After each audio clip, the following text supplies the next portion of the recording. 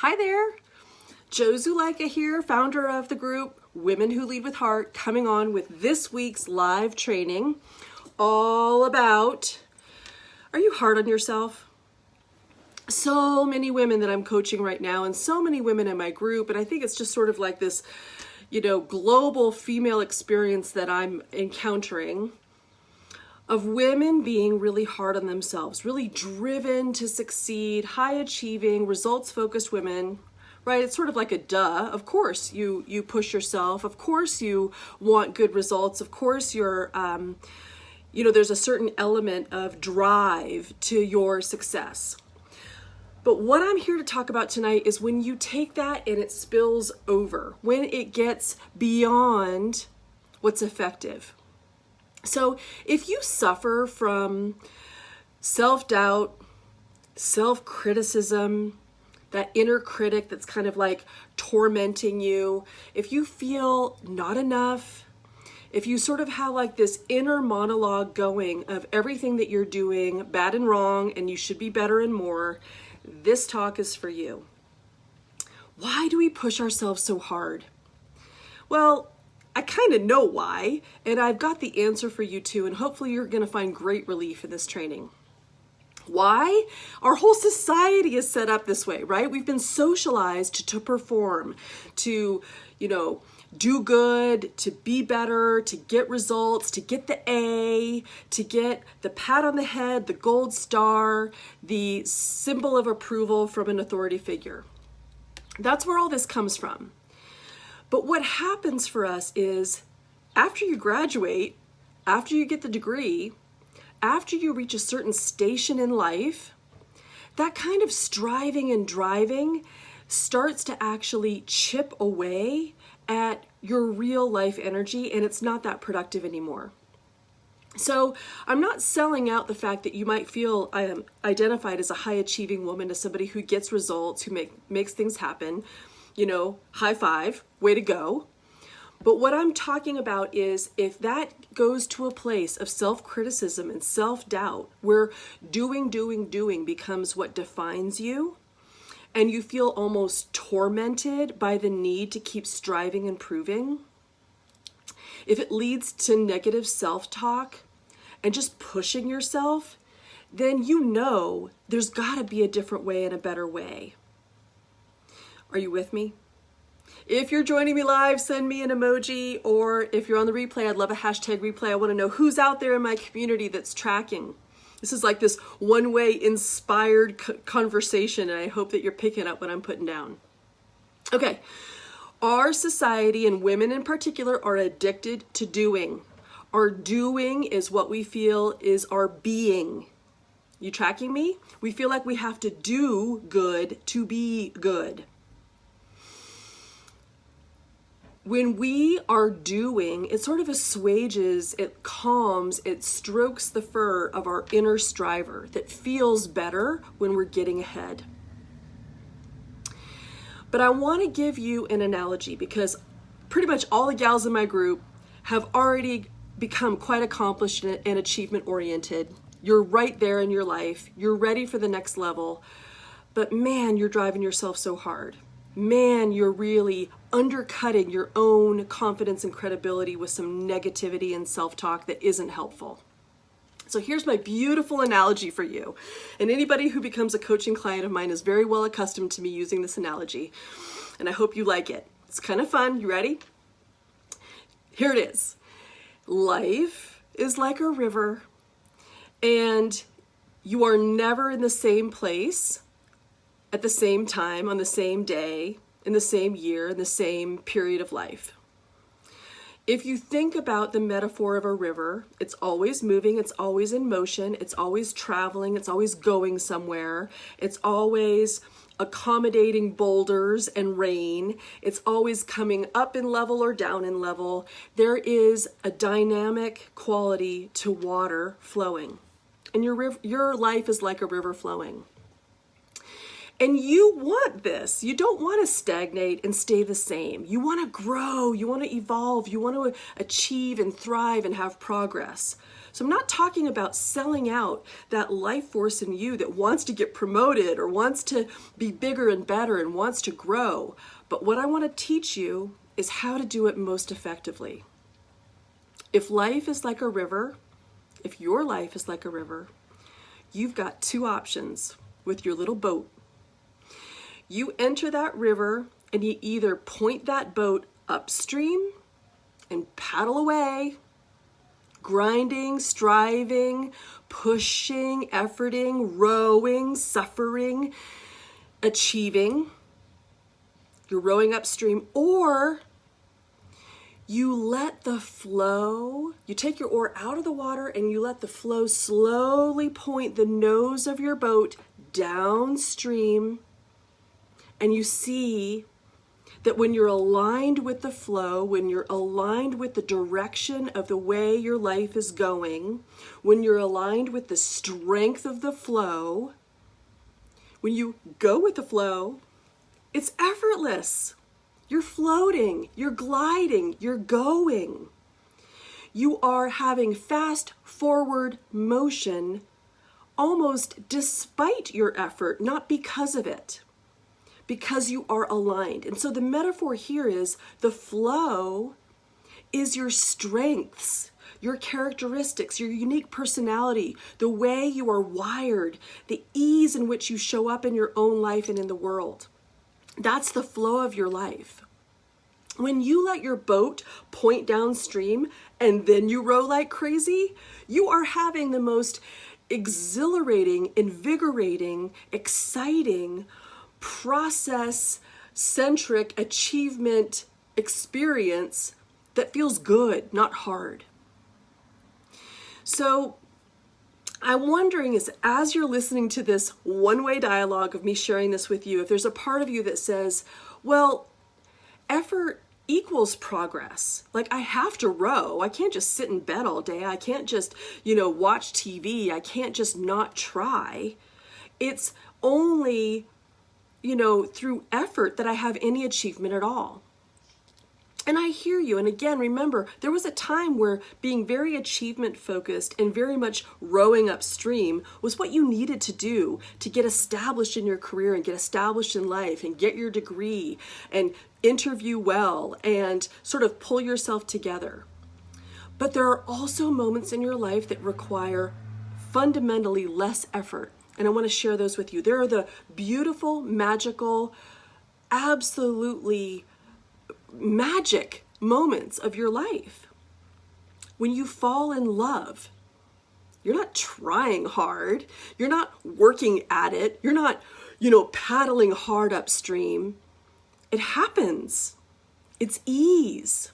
When you love somebody in your life, whether it's your partner, someone in your family, a child, a fur baby, when you really feel that glowing sense of just committed, loyal, dedicated devotion to someone or something, that's not hard. That's not rowing. That's not pushing. That's not efforting. That's happening. That's aligned. That's ease. So a lesson I often give my clients is look to your own life at when things were absolutely easy and things happened for you. I have a funny story. Recently, my husband and I have had this old purple truck that we've owned for over 20 years. It's like this old Ford Ranger. People who in my community know it. They call it Barney because it's purple. It's a dinosaur, truly. And we've had that for our whole married life since we were young. And it's traveled through so many moves and so many places and states and road trips. And the poor old soul has been sitting in our backyard and just disintegrating. The wheels cracked, the air fell out of the depleted out of the tires. The tires are flat as a pancake. The hood is all oxidized and has turned white and peeling. It's just like a sad, sad thing. And there was a moment not too long ago where I thought, oh God, this thing is just like my white elephant. I just can't get rid of it. It served us, but now it's just this piece. It just has all of this storage in the back of it. And it's just, dirty, stained, old, decrepit, doesn't work, not helpful, no value. How do I get rid of this thing? I love this story. Do you know what happened? We did not advertise to sell this thing. We did not put out in our network that we wanted to get rid of this truck. It is in the back of our property where no one goes, no one sees, except for one person. The guy that works for our landscape company. This old fellow hardly speaks any English. Love him to death. His name's Tito. And Tito will come back twice a month to, mow our back lawn. And he knocked on our door and said, "Can you sell that truck to me?" Oh my gosh, delighted. It was easy. It was something that happened easily. I didn't have to work hard, strive hard. I didn't have to go buff it. I didn't have to go get a new paint job. I didn't have to fill the tires with air. I didn't have to do anything. And the thing that I requested, the thing that I asked, the thing that I thought, oh, it'd be so great to get rid of that truck, it just happened. Tito came back. He changed all the tires. He put new tires on it. He used a compressor. He got it going. He jump started it. He backed it out of our driveway. He gave us $1,000 and thanked us. And now beautiful Barney is serving someone else in its own, third life. So I love these stories because there are things that you can accomplish without having to make this huge to-do list and this huge efforting, sense of like, oh, I gotta do this and I should do that. And we confuse effort with progress. We confuse achievement with how hard it should be. We think we have to do all of these things. We think there's all these steps in this order, and it's not like that. So I always challenge my coaching clients, and I can challenge you, think about a time in your life, some symbol like the purple truck, or even falling in love, or something that came to you without you even having to try, and know that that is an example of what I'm talking about. You do not have to try hard to achieve something great. So if you're sitting on the other end of this talk and you're sort of arguing with me and saying, but that feels really lazy, and I don't know if I could possibly be like that, let me just call out gently that you're addicted to doing, not being. And I'm not saying it's a wholesale shift. I'm saying it's a practice that you might want to lean into and see what's possible for you. If you are really stuck and feel like, I am not in that place, I don't feel, excited and buoyant. I do feel full of self-doubt and self-criticism. I do feel low. I don't feel like I'm good enough. I have a lot of self-sabotaging thoughts and behaviors. Then I've got some tricks for you as well. I'm going to give you 3 tips tonight. Number 1, be objective about yourself and your story.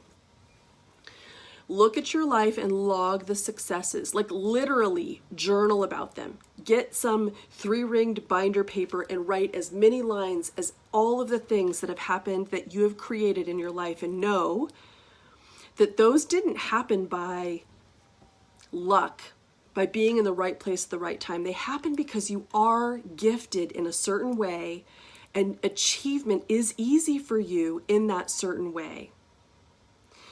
A lot of times women think like, oh, but it's easy. That's just nothing. Everyone can do that. That's not special. And I bet you're wrong. I bet you that's exactly how you are special. Not everyone has your gifts. Not everyone is capable of achieving in the way that you do. So don't sell it short. Number 2, focus on contribution. If you're really feeling low, if you're really feeling a sense of lack of worthiness, if you're feeling doubt, if you're really feeling disappointment and you're full of bad self-talk, contribute to somebody or something else. What do you know that you can share? What do you know that you can participate in to the greater good? Make it less about you and being in that yucky downward spiral place of just feeling low and not good enough, which is just really bad energy and hard to hack out of. Just lighten the mood by thinking, how can I help someone else? What do I know how to do so well? What am I gifted at that I could do to participate rather than feel like I need to succeed? That's kind of a second one. I like to say you can use life as a lab. If you can lighten up a little bit, you can look at your own life as a laboratory and be a little bit more objective and think, well, I tried that and it didn't work. It's an experiment. I'm on a quest to see what works in my life. I try new jobs, I try new relationships, I try new methods or ways of being. And be able to give yourself some grace to just try, to say, this is not about processing towards perfection. It's about exploration within the framework of no failure, just giving it a go, trying something and seeing what the results are. That might take a little work to get there, but in general, you can give yourself more of a break. And then the last thing, my dears, get coached. If you're really challenged with these types of lessons, if you feel like, yeah, that sounds good and I'd like to have that energy, but I have a lot to do, I got a lot to figure out, it's not easy for me to feel and think good thoughts about myself, I do tend to fall into self-doubt and self-criticism, you need a coach. You need someone who stands alongside of you and hears your own particular story, your own negative self-limiting beliefs, somebody who can help see your life objectively and work you through a process to come to a better place of better feeling thoughts, better self-talk, more discipline about how you think and feel about yourself and your achievements in your life, so that you start to feel better. And when you start to feel better, you get momentum. You start to feel more confident. In my game, I teach you leadership skills, how you manage yourself, how you self-regulate your own emotions, how you are more aware, and then the lessons that you learn to bring that awareness to your community, to people that you manage as a supervisor, as a leader. How do you then manage others from this place of deep self-awareness and self-knowing? When you start learning these skills and you realize that mastery is a process and you see yourself getting better, your confidence lofts up and you start to feel like, I think I've actually got this. And you can get to a place that feels like you are enough. You do know what you're doing. You do have strengths and talents and skills that are unique to you, that are not cheap and easy for everyone to have. You start trusting yourself and stop doubting yourself so much. But it's a process. And that's why you want to come and give me a call. You want to come and share with me what's going on in your life that has you be so hard on yourself. Don't you want some relief from that inner torment that's going on? Don't you want to be able to feel lighter and happier and more at ease? Don't you want to feel that downstream energy of excitement and effortless achievement of getting to where you want to go further, faster? You can row as hard as you want when you're going downstream and just have more of a gleeful time at it. And I get it that not all life is about glee, but when you are aligned with your purpose and your values, then when you're rowing downstream, even if it's hard, you are in the right place. You are going in the right direction. You're getting to where you want to go, even if it feels kind of hard. It's different than really hacking away and grinding it out and pushing yourself, almost flagellating yourself upstream. So if that resonates with you, I invite you to talk to me. It's hard to actually have a conversation in this one-way medium. And I'd like to hear where you are and what you want, what you think is holding you back, and how we can get you a little bit further along. So that's what I've got for you tonight. Reach out, either send me a PM, send me a note. I can be found at joe@joeleader.com. And go well.